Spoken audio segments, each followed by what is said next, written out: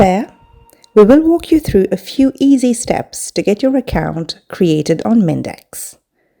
Go to mindex.group in your address bar, and once the page loads, you click on Login. Next, click on the Create an Account button at the bottom left of your screen. Enter the requested details. Make sure you have the Google Authenticator app on your phone. You will need that to register the two-factor authentication on the phone. Now, simply head back to your email to check your welcome note. Click on the Verify button. You are now ready to log into your account. Enter your username and password. Make sure you remember that password for next time. Now back to your Google Authenticator app and grab the unique code that will allow you to log into your account. Click on Create Profile to start your onboarding process.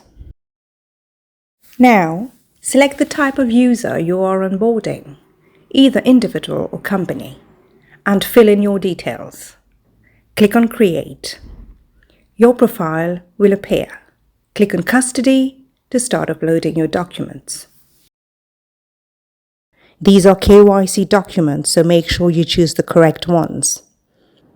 You are now all set to click on the Actions button at the top right of your screen. Finally, submit your application to be processed by the Mindex team. Thank you.